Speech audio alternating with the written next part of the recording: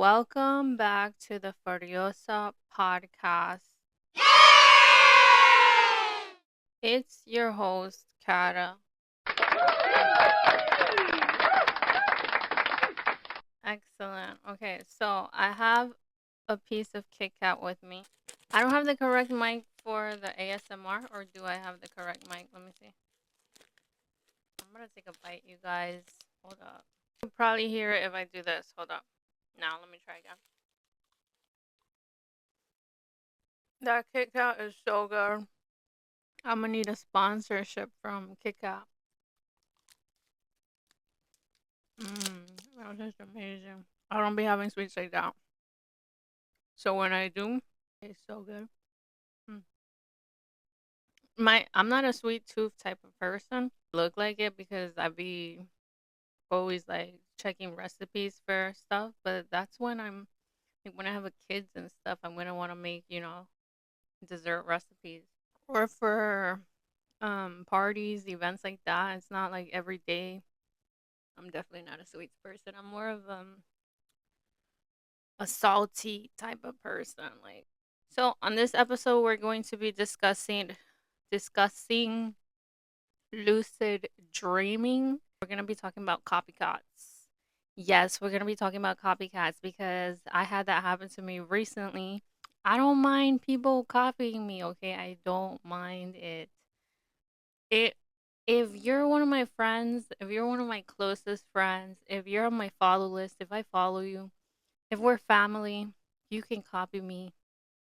I don't give a freak. You can bite off my style, do whatever you want, everything I do. I don't care. But if you're a hater and you copy me, that's what it's like. It's like If you're a hater, aren't haters supposed to do their own thing? Aren't you supposed to be your own type of person? But the fact that you're hating on me and then copying me is like, and then it's like you try to hide it. But it's so funny because how's the quote go? First they watch, then they laugh, then they hate, and then they copy. Then they copy. At the end, they copy. And they copy you down to everything. pick a side, choose what you want to be, a fan or don't be one of the ops. Because if you're one of the ops and then you copy, it's like, damn, you're my son. And I'ma go and get some pips for 'em. A couple formulas, little pretty lids on 'em. If I had, I would pull it out and piss on. Arnar. Arnar. Arnar. Arnar. Oh my god, that's Australian though. Imagine having an Australian accent. I think Australians sound so cute. Like imagine an Australian cursing you out. I think Australians are they're so nice and polite. Even if they were to curse you out, would sound freaking nice. And a British accent is a little bit different. It's like you wanker, you bloody wanker, you bloody hell, mate, bloody hell, bloody chop of the morning to marshmallow. Should we practice our accents? No, I'm bugging. You see, that's the ADHD. Let's revert back to the topic. We're talking about copycats. The reason why they copy is because they wanna be. They envy, and envy is a form of admiration. So it's like a person that copies you is a person that secretly admires you. They just don't know that they admire you. They see something in you that they don't have. They become envious, they become jealous, and then they start copying because they are not original. They have no personality. They are not original. They don't have their own creative thoughts. So they latch on to your personality. Why do you want to be my shadow so badly? Go be your own person. On top of that, I want to discuss people who try to siphon. There's energy siphoners, and people try to siphon your energy in that form too. Like they want to literally become you. God has given everybody their own identity. So the people who lack identity, I feel like it's like you're NPCs in this world. Like you're a literal NPC. If you take some inspiration off people, yeah, that's cool. But people be wanting to destiny swap with you. They want the life that you have.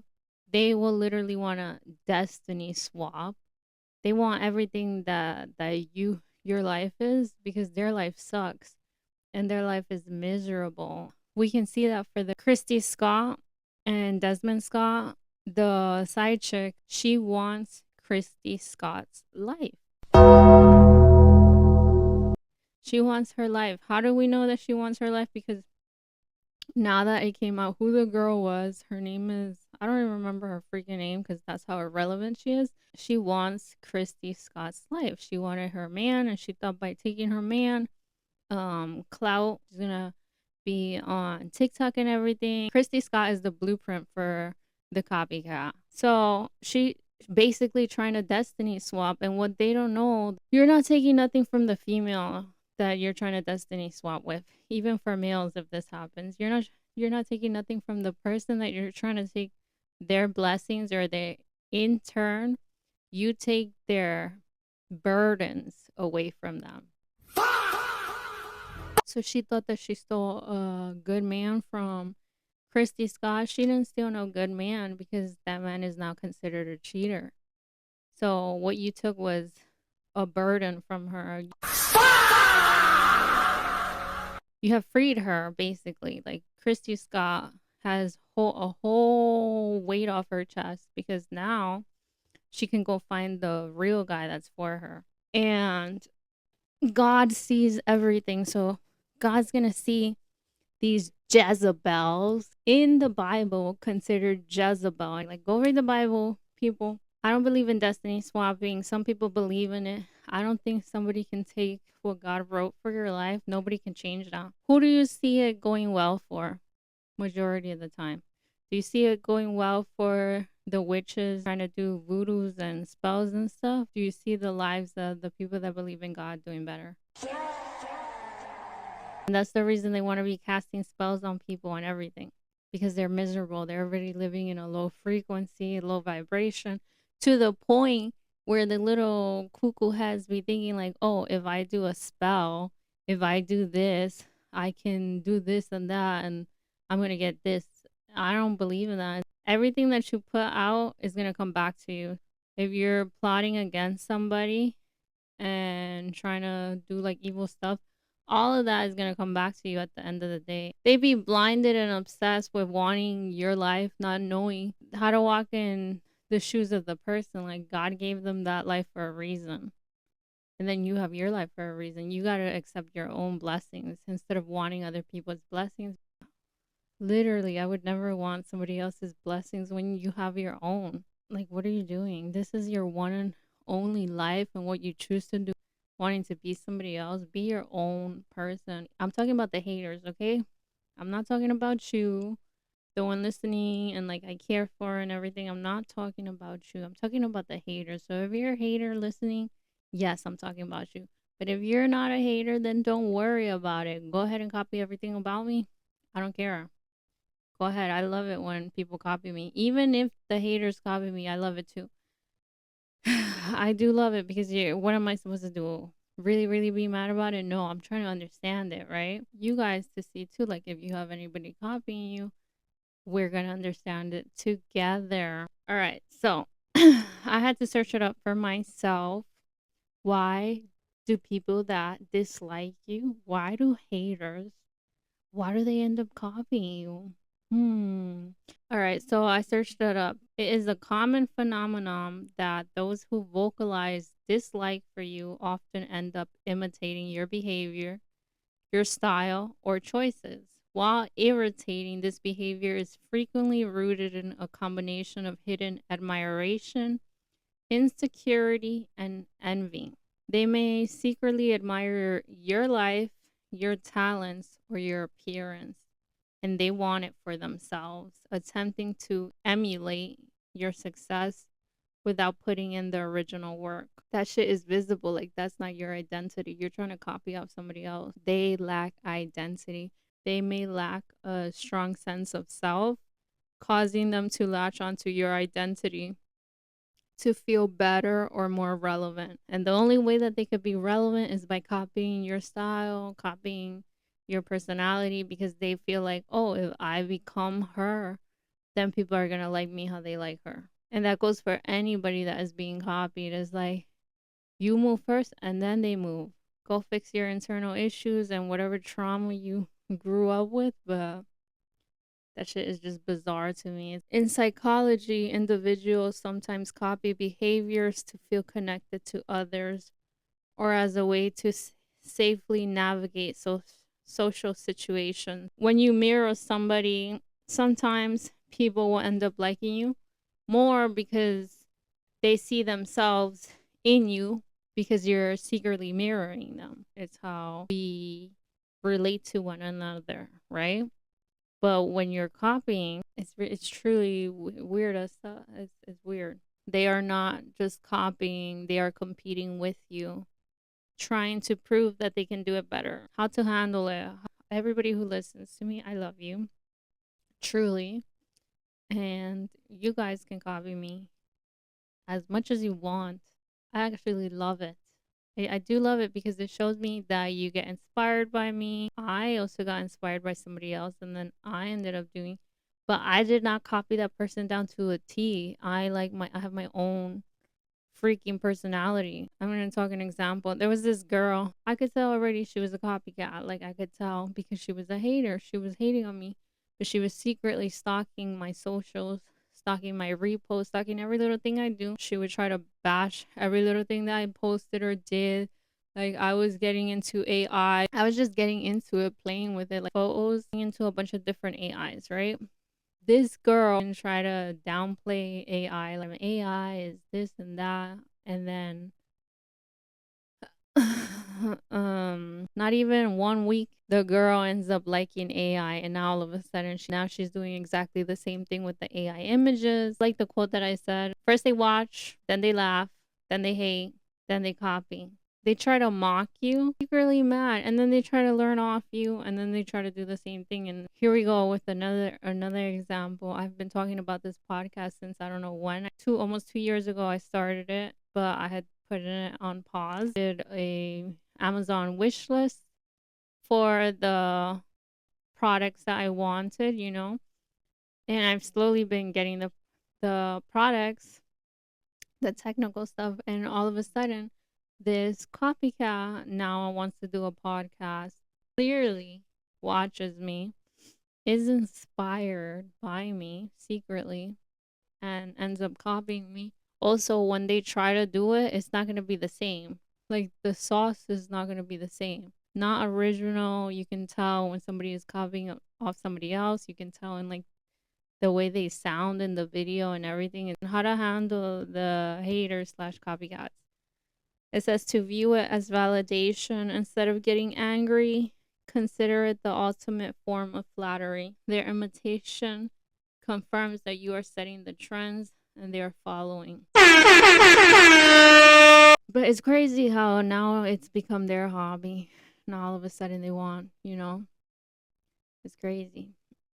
It says to distance yourself even if you block them. I have blocked them and they still find the time to view my socials daily. It's like I live rent free in their head. Literally, I do be living rent free. I be having condos in that bitch. I don't speak dog ho. I don't care what no bitch say. I say on her mind, I got condos in that bitch head. Focus on being your unique self. While they can mimic your actions, they cannot replicate your authenticity. My passions come naturally, but to a person who is copying, that doesn't come natural. Either completely ignore them, starving them of the attention they seek, or calmly address it by saying, I feel like you are always copying me, which can make them uncomfortable enough to stop. Ultimately, you are the original and they are just the copycat. They make it so obvious that they don't like themselves. They make it obvious because if they like themselves, they would have gone with their original passions and things. But no, No, no, no, no, no. They want to latch onto somebody else's ideas. I still appreciate the haters because at the end of the day, instead of watching other people, they're watching me. You see, they didn't hate me after all. They are secret fans. It's okay. Y'all have already been accepted it. Now we're gonna discuss lucid dreaming. I learned about lucid dreaming when I was like 14. Lucid dreaming is the conscious realization that you are dreaming while you are asleep. During the state known as metacognition, a person's capacity for critical reflection can return, allowing them to control the dream's narrative, characters, or environment to varying degrees. This phenomenon typically occurs during REM sleep. I remembered my dreams when I was little, and I would have bizarre dreams. I would have weird dreams. Like, weird things would happen to me as a little girl. Because in my family, we do be telling each other our dreams. If they're too freaking weird, we be telling each other our dreams. And it's also said that if you have a nightmare or a bad dream, you're supposed to tell it, because if you tell it, it doesn't come true. And then there's also dreams that are premonitions. Premonitions is like you're psychic, and in your dream you dream something and then it ends up becoming true. Dreams are weird, right? So during that time I was still a little girl, and I was like, just getting into dreams, and I started like looking up YouTube videos on dreams. And I did, during that time I had dreams where it was like the dream itself was me waking up thinking that I woke up, but it was a dream. It was another dream. I went on the YouTube Chronicles where I started just researching, when you get into the Illuminati and shit, and you go down the rabbit holes and stuff. So I was getting down the rabbit holes of lucid dreaming. It was so fascinating to me. The way I'm gonna explain it now is basically when you fall asleep, you start dreaming, and then in your dream, you become conscious that you're awake in the dream. Like your eyes are awake in the dream, and you know that you are in the dream, and you know that your body is on the bed sleeping, but you are in the dream. I was like, oh my god. As a little girl, I was like, this is insane. I didn't even know you can do that. I was like, this is like some type of sorcery. Like, I definitely want to try to do this. And I remember being a little girl, I was like, I'm gonna do this. And I was telling my mother and my sister, and they were like, you can't do that. Like, that's fake. It's not real. People be lying. I'm like, no, no, no, no. It is real. Seeing a bunch of the videos, I was like, I'm gonna try. I'm gonna definitely try. So I prepared myself for the week, and there's certain little things that you do to prepare yourself before you lucid dream. Like, you have to be aware, basically. Like, I got a marker and I had put in the letter A. You can put any little symbol that you want. I just put A with a red marker on my palm of your hand, is because this is how you're going to know if you're dreaming or not. In the real world, you're going to have the marker A on your palm. So the whole day you have to remind yourself every single time, look at your palm, look at your palm, look at your palm, look at your palm. And every time I was looking at my palm, I'm like, the letter A, the letter A, the letter A on my palm, the letter A on my palm, looking at it. I think you can also do this with like a bracelet on your hand, but I did it just with the mark on my hand, the letter A, the letter A, the letter A. And I was looking at it throughout the whole week, looking at it. That's step number one. Okay, the next step is you have to be very sleepy. You got to be very, very sleepy enough to be able to fall asleep. You got to be in a state of REM. And when you're in a state of REM is the in between now time to position myself on the bed laying down. I was on my bed, I was laying down. The way you lucid dream is you have to sleep in a certain direction. You can't just sleep on your stomach. You can't sleep on your side. You have to sleep on your back with your hands on your sides, facing front, forward. Try to make yourself comfortable, right? I'm giving you guys the steps if you guys want to lucid dream. I was laying down, looking upwards. I closed my eyes, like almost like if you're in a coffin. That's how I was sleeping. Like, this is the next step as you're laying down. In your head, you have to think, I am going to lucid dream. I am going to lucid dream. I'm going to lucid dream.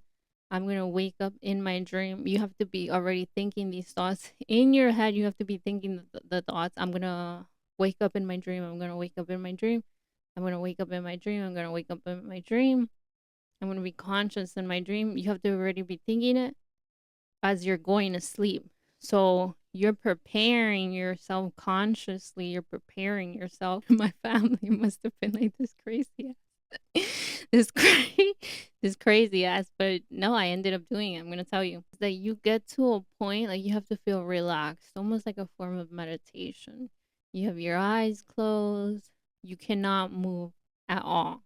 Even if your body feels like you, it says when you get to a point of you being really sleepy, your body is going to trigger an itch. You're going to feel itchy, maybe in your back, in your nose. You're going to feel like moving and itching some part of your body. Do not do it. Do not scratch. Try to avoid it at all costs. Don't scratch yourself. Don't, because you're going to re-wake yourself up. That is just your body testing you to see if you're really sleepy and you're about to go to sleep. So when you already feel like twitching and about to scratch yourself, you feel the itch, try to ignore the feeling. Try to still feel like if you're going to go to sleep. And the part of REM is you have to be so relaxed, your eyes closed, thinking, I'm going to lucid dream. You already feel the itch. That means your body is getting in a state, body starts to get to sleep, like the everything. You could almost feel it. That's what I felt like. Everything was like numbing. I was still thinking like, I'm going to lucid dream. I'm going to lucid dream. And then boom, I don't know, it just happened. I lucid dream like 3 times. So for the first time, I think I was at a park or something. No, this was the last time. For the first time, I don't remember it clearly because it was so long ago. I just remember like I was dreaming, and then all of a sudden in the dream, like I look at my hand in the dream, and I don't see the A. I don't see the red A in my dream in the hand, and that's what snapped me out of like thinking, oh shit, this is the dream. And when I got like when I knew, oh my god, this is the dream because I don't have the red A in my hand. In the real world, the red A is on my hand, but in the dream world, I don't have the A in my hand. I think I got scared in my dream a little bit, like, oh shit, I'm dreaming. And then when you feel like scared, then you wake up. So I think I dreamed a little bit. I was like, oh my god, I'm dreaming. And I could see like the dream world and I was moving and I was like, oh my god. And then I woke up and that was my first time. And I was like, I did it though. I did it. Yes. So now the second time I looked into more on YouTube, like, what can you do lucid dreaming? Again, I was a little girl. So I was like, and they said, like, if you know how to lucid dream, try to fly. Try to fly. Jump out the window and you're going to be able to fly. And I was like, bet, bet. I'm going to fly in my next dream. That's what I'm going to do. I'm going to fly. Because you can literally do anything. Lucid dreaming, I would explain it as Inception, the movie Inception, where you control your mind so much that you can control literally your whole dream, the dream world. You can control it if you're really strong consciously, if you're really strong, you can control it. I did the whole everything steps again. I waited till I was super duper tired. Hit the hay, fast asleep, dream a dreamy little bleep. Dream, dream, dream, dream, dream, dream. Again, I woke up with the not the A on my hand. And there's other ways you can tell if you're in a dream or not. Like other steps are you look in the mirror. In a dream, when you look in the mirror, you can't see your reflection. You're gonna see it blurry. You try to turn on and off the lights. Sometimes it's not gonna work. That it was really dark from what I remember. But I wasn't scared because I was like, oh, I'm dreaming. I'm getting close to the window in my dream. Like it's the curtains moving in the wind. And I'm literally dreaming this. And I'm like, okay, in the dream, like I'm awake in the dream. And it says, I can jump out the window. Let me try to jump out the window. And I was a little scared, but then I was like, nah, let me jump. And then I ended up jumping out the window and thinking to myself, like, fly, bitch, fly.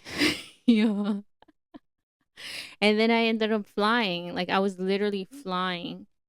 And I felt that sensation of flying. And I flew into another window. I flew into another building, a window.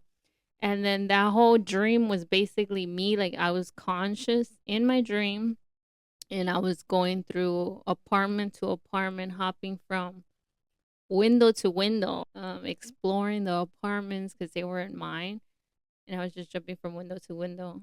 And that was the second time I lucid dream. There was moments where I didn't want to be conscious dreaming anymore, and I wanted to wake up. I ended up researching again as a little girl, and it said, I don't remember if this is to stay in the dream or if to wake up. It said if you want to stay in the dream longer, because once you realize you're conscious, it's harder to stay in the dream a little. It said to spin in a circle while you're dreaming in the dream world. You had to spin and spin and spin in a circle, spin in a circle. Third time that I lucid dream, I think I was at a park. It was like daylight and there was people in the dream. I can't remember the faces. I think I ended up telling somebody in the dream that like, oh, I know I'm dreaming. And then that person, I don't know if they started to attack me or something, but it turned into a nightmare. It ended up turning into a nightmare in the conscious dream. And I panicked and I got scared. And it felt like demonic. Honestly, it felt like almost demonic. That was the last time I decided to lucid dream because of how scary it ended up being. Where I was like, oh my God, what the freak? And I looked into it more. And certain stuff has happened to people where the same situation where like they know that they're dreaming and they end up telling somebody in the dream, and the people in the dream end up attacking them. Something happens. And I think also I was getting worried, like, what if I stay in this dream world? What if I stay stuck? You know how people end up dying in their sleep? What I was like getting into it more, and it was like saying like your spirit can get possessed. It's in another universe. It's in an alternative universe. Like you can't play with that. You can't do that. I don't remember what I found. Something probably super frightening. I'm not gonna play with this no more. I'm not gonna do this again. It's cool and all, but then I stopped. And that was my experience lucid dreaming. But I kid you not, it legit happened. Look up stories. I'm not the only one that has done lucid dreaming. If you don't remember your dreams, I think you can't do it. Like you have to be a person that remembers their dreams, but that doesn't mean that you can't. I think you still can. And you need to have a journal. You need to have a book journal where you can write down your dreams. Like first thing in the morning, some people do end up dreaming, but they're so tired that it the memory leaves. The memory leaves because you're so tired, and the body does not recall dreams when it doesn't think it's relevant. If you want to remember your dreams, get a book journal, and every time you fall asleep and wake up, try to write down everything. Try to write down everything about your dream if you can remember any little thing. And as you do that daily, then you're gonna start remembering your dream. The experience, if you've never lucid dream, I would say definitely try it. Even with me seeing the frightening thing at the end, try it. I just think if anybody ever does, like if you ever see anybody in a dream and you know you're conscious, do not tell them that do not tell them that you're dreaming. Have you guys have you ever heard of the shadow man? Is it called the shadow man or the shadow hat man? Another experience that happened to me as a little girl. I never thought that other people experienced this. But it turns out that the shadow hat man has been something that has happened to a lot of people. I'm gonna tell you guys my experience. This legit happened to me. Like when people be like, "Oh, any ghost stories?" I've never seen ghosts in my life. Never. We were re-renovating our home. We were re-renovating the room. The walls were wet with paint or something, and we had to sleep in the living room. My mom was not there at the time. It was only me, my older sister, and my middle sister at the time. And we were sleeping in the living room. It's 3 in the morning. And I was a little girl. I think this was younger. This was like 10 years old now. I ended up waking up and I turned, laying down, and I turned and I looked towards the hallway. The light in the room that was painted, the light was on. As I'm laying down, all I did was turn my head. I looked towards the hallway. I see a huge shadow, and it looks like a shadow of a figure of a man. The silhouette of the shadow had a hat. And I just remember I turned, looked at the hallway. I saw the super tall figure, the shadow figure. And I saw it so fast, and it looked like it was going closer, like going closer to us. The figure in the hallway, it just looked like you could see in the light, the shadow of the light, like it moving. And when I saw that, I turned my head again, like I was pretending like I was sleeping, and my heart was just like da-dun, da-dun, da-dun, da-dun, da-dun. And my heart was like beating out of my chest. The reason I woke up is because I had to pee in the middle of the night. And I could not even get up to pee. Like I was shocked. I was frozen in fear from seeing the shadow. When I was little, I used to be scared of almost everything. Literally. And I outgrew all of that stuff, honestly. But in that moment, I was obviously a little girl, frightened, and I stood in fear. I didn't look back to the hallway. I was like, "Oh snap, we're gonna die."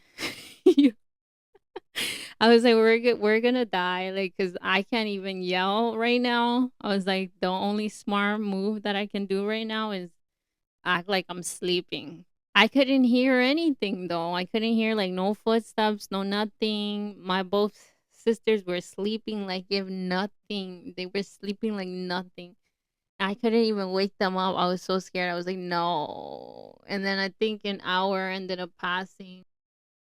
An hour or 2 hours ended up passing where it was like 4 or 5 o'clock. I looked back at the hallway and there was no shadow no more, no shadow of a man, nothing. I just ended up falling asleep. And then the next day I ended up telling my sisters, and my sister was like, "Oh, you were dreaming. That was a dream." And my other sister was like, "Oh, you paralyzed sleep." And I was like, "No, this literally happened. Like I'm not playing. This is serious for real." Like what?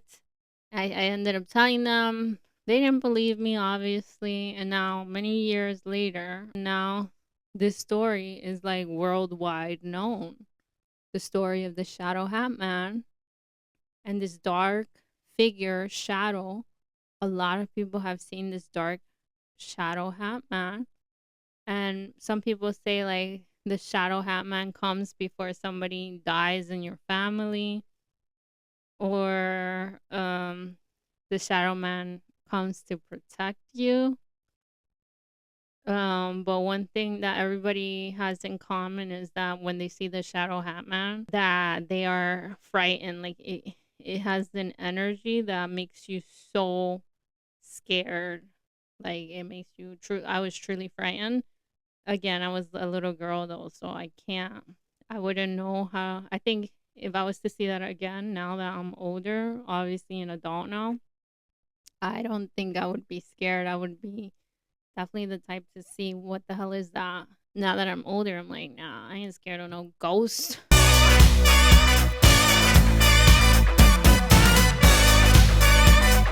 I ain't afraid of no ghosts.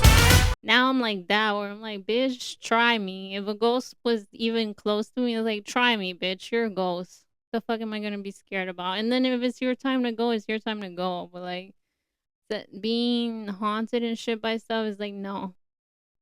Obviously, paranormal activity, paranormal stuff. There was another situation that happened to my middle sister, little girls, and we had it wasn't a bunk bed. We used to sleep in bunk beds when we were really little, but then it wasn't bunk beds. We slept in pull out bed. You know how you can pull out a bed under it.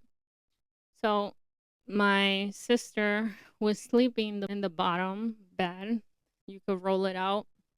And she was sleeping there. And I don't remember what I was doing. I was doing something. I don't remember. I just see my sister randomly wake up, super scared, like wake up. And she looks at me furious. She's super angry at me, looking at me like her eyes look like super angry and looking at me. And I was like, what? Like, what the hell are you looking at? This is how you talk with your sisters, right? So I was like telling her, like, what are you looking at? And she goes, you hit me. I'm like, what? And she's like, yes, you slapped me. Right now you slap. Why did you slap me while she was sleeping? I didn't slap you. What are you talking about? Like, I'm literally like, the fuck are you, this weirdo? And my middle sister Roxy, and she's like, you slapped me. She's like, I was sleeping and I felt a hand. I felt like a big hand slap me across the face. And I'm like, oh hell no. Like, bitch, you're about to scare the shit out of me. I told her, I was like, you're about to scare the crap out of me right now, because I swear to God, I have not touched you. This whole time I've been on the bed, I've been on the top bed. But why the hell would I touch you? Like, we are sisters, but we never touched each other. Like, we would never hit each other intentionally to hurt each other. No, we never did that to anybody. So she was like, no, I felt a hand slap, and that's why she woke up. She was literally like full asleep. I could hear her snoring, and then she woke up like that, and I was like, bitch, you're weird. I was like, no, there has to be a ghost or something, because I swear to God, never ever touched you. And that was another paranormal activity situation where she went through that and she told me, but I have no idea. And when I was little, I used to be frightened. Obviously, who would not be frightened as a little girl? But now that I'm older, I kid you not, I'm telling you, like, Ghostbusters. Like, try me, ghost.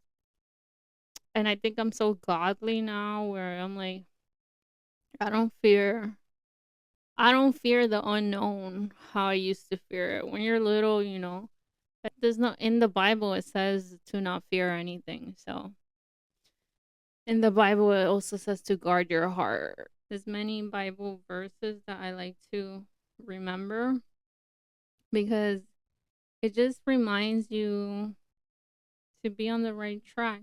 You get me? Do I have a relationship with God? Yes, of course. So here's the Proverbs 4:23. Proverbs 4:23 for my kitties is guard your heart with all diligence, for from it flow the springs of life. This wisdom emphasizes protecting one's inner life, thoughts, emotions, and desires, because they directly dictate actions, decisions, and the overall course of life.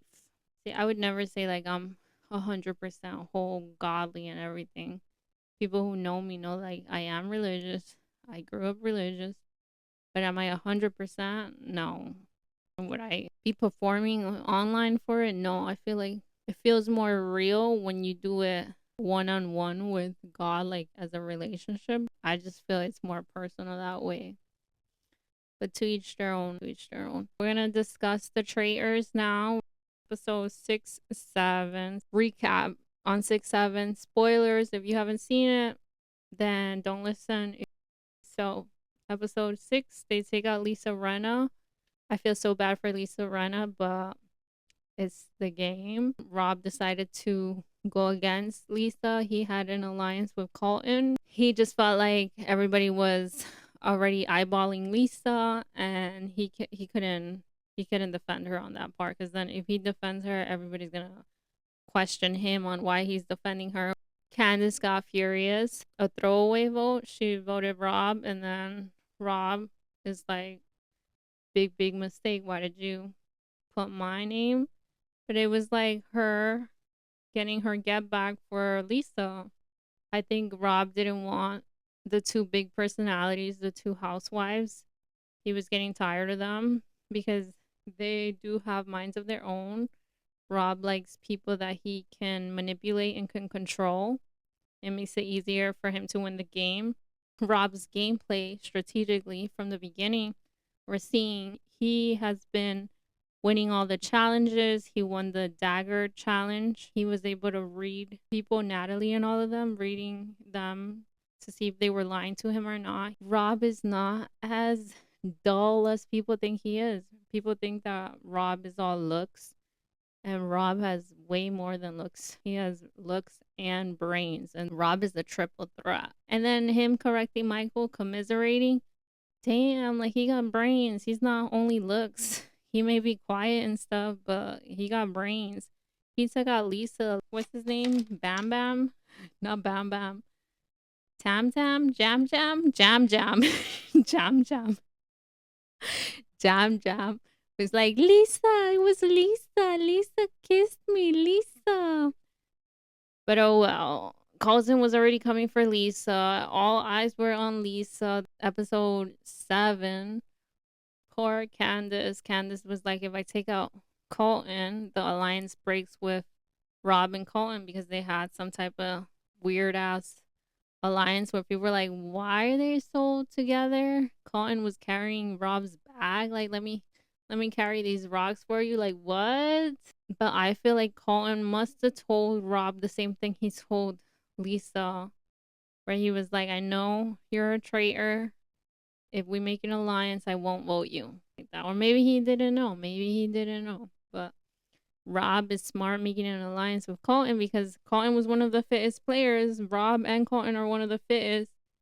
In game shows like this, you gotta choose the fittest players. Because how are you gonna get to the end? You're not gonna get to the end with no not fitness person. Definitely not.